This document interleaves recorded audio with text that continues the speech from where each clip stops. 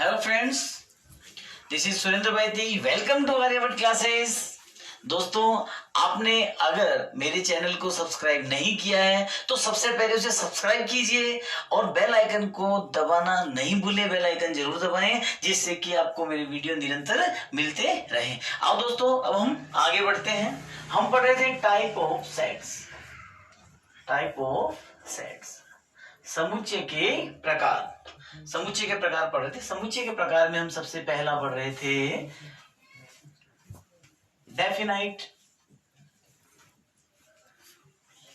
Set और दूसरा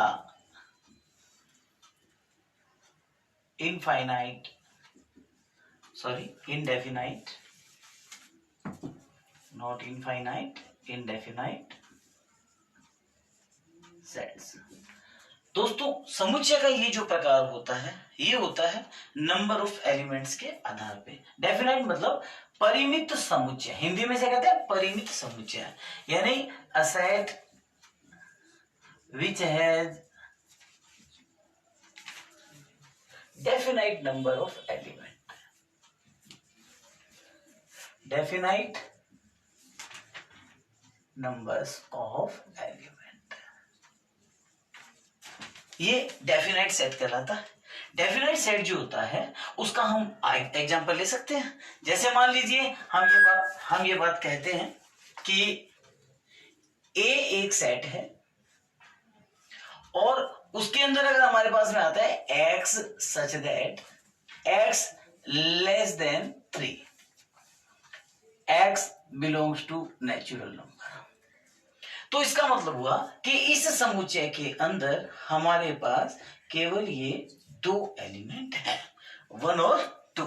तो ये तो हुआ कौन सा फॉर्म? ये फॉर्म हुआ आपका सेट बिल्डर फॉर्म। और इसी सेट को हम बता सकते हैं कि इसमें दो एलिमेंट हैं, 1 और 2। जब एलिमेंट्स निश्चित होंगे तो वो क्या कहलाएगा? डेफिनेट सेट कहलाएगा। अब बात करते हैं इंडेफिनेट सेट की। इंडेफिनेट सेट का मतलब होता है नंबर्स ऑफ एलिमेंट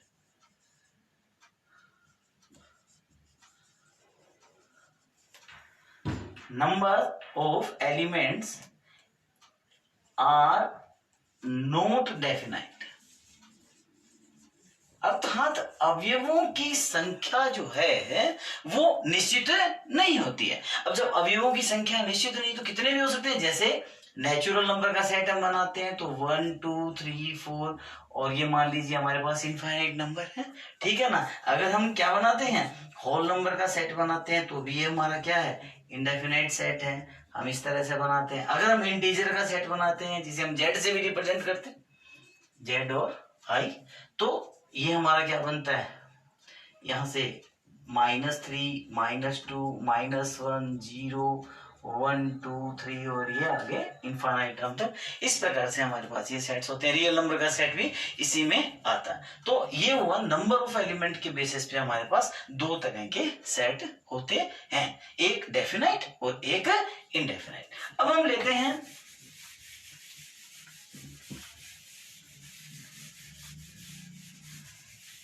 देखो, अब हम लेते हैं वॉइड सेट। वॉइड सेट या जिसे हम क्या कह सकते हैं? नल सेट भी कहते हैं। नल सेट भी कहते हैं।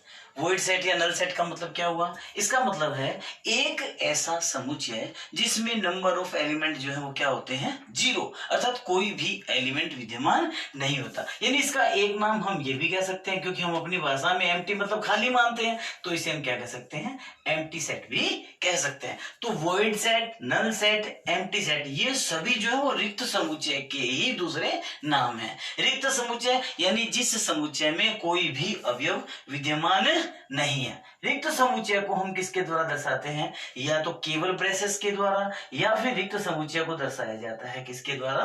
फाई के द्वारा। फाई के द्वारा भी हम इसे क्या कर सकते हैं? दर्शा सकते हैं।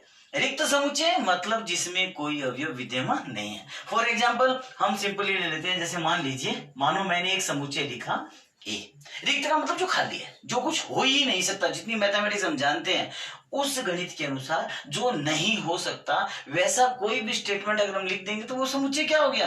रिक्त हो गया। जैसे मान लो मैंने लिखा ए और मैं यहां लिखता हूं एक्स सच दैट, भाई ए समुच्चय है जिसमें एक्स एक अवयव है और एक्स जो है वो मैं लिखता हूं बिलोंग्स टू एन, कि एक्स जो है वो नेचुरल नंबर है और साथ ही साथ मैं लिखता हूं एक्स लेस देन 1, कि x जो है वो एक से छोटा है। अब आप जानते हो नेचुरल नंबर जो है वो एक से छोटा तो होता ही नहीं है, इसका मतलब इसके अंदर हमारे पास कुछ भी विद्यमान नहीं है, यानी हम इसे ऐसे भी लिख सकते थे, फाई के रूप में भी लिख सकते थे। दूसरा एक और एग्जांपल अपने ले सकते हैं। मान लीजिए अपने इसमें एक दूसरा नंबर ले लेते हैं। मान लीजिए हमने लिया x जो है x इज दैट, और x जो है वो एक प्राइम नंबर है ना, हमने ले लिया x belongs to prime number.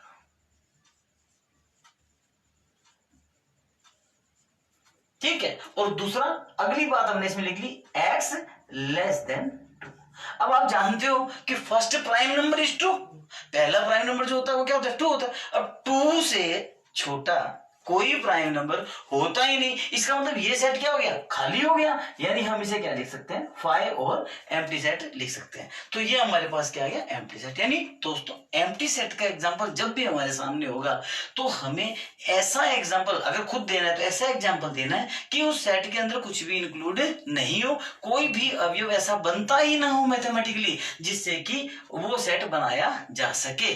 समझ गए, तो ऐसा सेट क्या कहलाता है, एम्प्टी सेट कहलाता है। अब हम अगला सेट लेते हैं जिसे हम कहते हैं सिंगलटन सेट।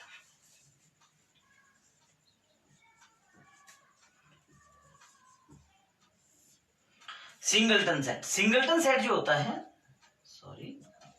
सिंगलटन सेट जो होता है इसका मतलब होता है इस समुच्चय में, एकल समुच्चय कहते हैं, हिंदी में क्या कहते हैं, एकल समुच्चय। ये था रिक्त समुच्चय। एकल समुच्चय में अवयवों की संख्या क्या होगी, एक, यानी एक ऐसा set, A set which has only one element, which has only one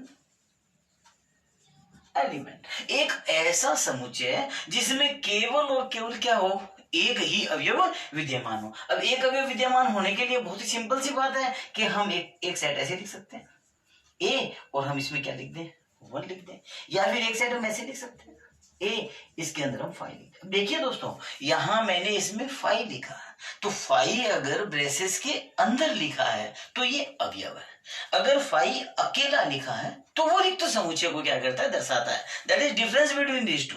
in चीजों के इस अंतर को अपने को हमेशा ध्यान में रखना है कि अगर 5 अकेला है तो वो रिक्त समुच्चय है, और 5 अगर ब्रेसेस के अंदर है तो वो रिक्त समुच्चय नहीं है, वो एक क्या है, समुच्चय के अवयव के रूप में वहां विद्यमान माना जाता है। सबसे फेमस अगर हम किसकी बात करें, एक सिंगलटन सेट की बात करें तो वो हमारा ये होता है ए x such that x is even prime number।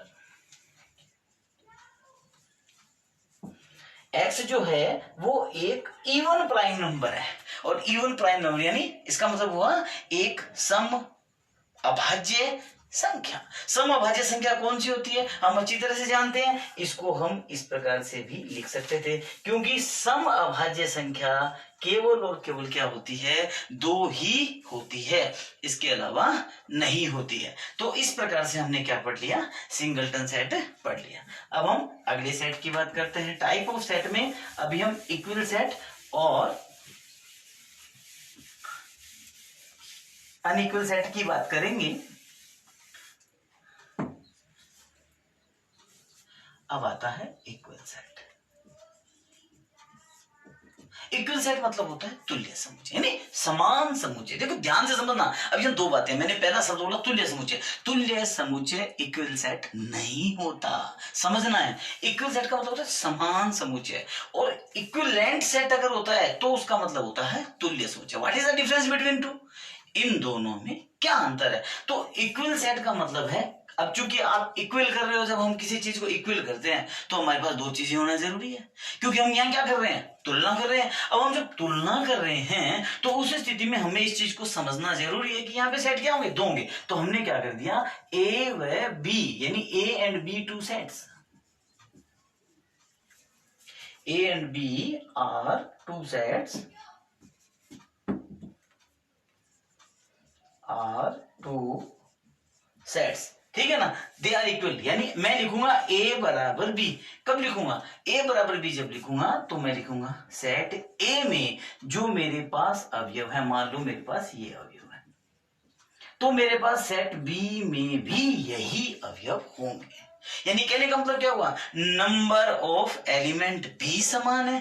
कहने का मतलब है एन ए और एन बी जो है वो भी समान है, और एलिमेंट्स भी क्या हैं, समान है। जब दोनों चीजें समान होती है, यानी जो अवयव दिए हैं वो भी समान है, और जो अवयवों की संख्या है वो भी क्या है, समान है, तो वो सेट क्या कहलाता है, इक्वल सेट कहलाता है।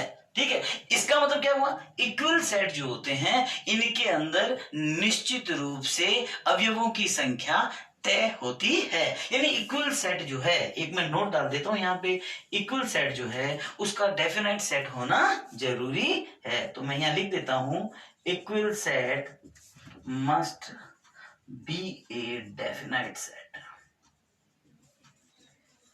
इक्वल सेट जो होता है उसका डेफिनेट सेट होना जरूरी है, क्योंकि अवयवों की संख्या अगर निश्चित होगी तभी हम बता पाएंगे ना कि ये इसमें इतने अवयव विद्यमान हैं। ये बात हम यहाँ इस तुलना के अंदर हमेशा ध्यान रखना। अगर हम ये कहते हैं कि ये इनडेफिनेट सेट है, यानी सेट के अंदर अवयवों की संख्या निश्चित नहीं है, तो फिर हम नहीं बता सकते कि अवयव बराबर हैं या बराबर नहीं है, या अवयव समान है अथवा नहीं है। तो ऐसी स्थिति में हम ये बात कहेंगे कि ये सेट जो है वो डेफिनेट सेट नहीं है, अनिश्चितता की स्थिति रहती है। ऐसे तो हम ये लिख सकते हैं such that x belongs to natural number, ठीक है ना, यानी उसमें सारे नेचुरल नंबर आगे और दूसरे वाले में हम a इक्वल टू या n इक्वल टू सेट दिखाएं, तो वो डेफिनेट सेट हो गए। दोनों डेफिनेट नहीं है, इनडेफिनेट सेट हो गए, लेकिन दोनों क्या हो गए, इक्वल हो गए, क्योंकि एक ही सेट को रिप्रेजेंट कर रहे हैं। But if two different set are represented तो वो इक्वल सेट नहीं हो सकते। इसके लिए जरूरी है कि उनकी संख्या क्या हो, अवयवों की संख्या निश्चित हो और अवयव भी क्या हो, समान हो। अब दूसरी बात आती है इसमें इक्विवेलेंट सेट की।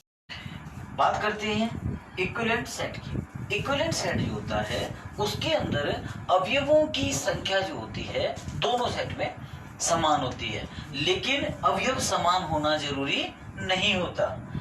अवयव समान होना जरूरी नहीं होता। फॉर एग्जाम्पल, तो हमें एक पहले इसकी डेफिनेशन ले लेते हैं। इक्विवेलेंट सेट, तो टू सेट्स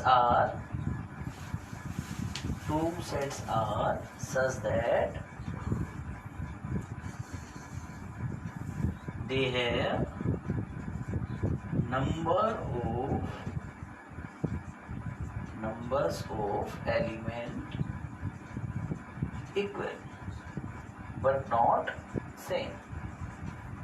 इनमें नंबर ऑफ एलिमेंट तो क्या होते हैं, इक्वल होते हैं, लेकिन सेम नहीं होते।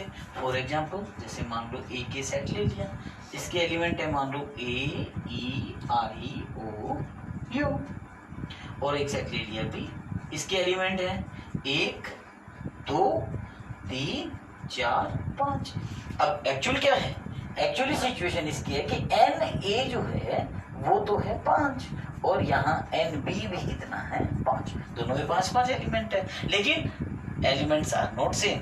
यहाँ ए ई आई ओ यू यानी वॉल्स है, यहाँ 1 2 3 4 5 काउंटिंग है। तो इस प्रकार से हम कह सकते हैं कि ऐसे सेट्स जिनमें नंबर ऑफ एलिमेंट्स तो इक्वल होते हैं, ठीक है ना, लेकिन जो एलिमेंट्स हैं वो आपस में समान नहीं होते हैं, तो ये क्या कहलाता है, इक्विवेलेंट सेट कहलाता है।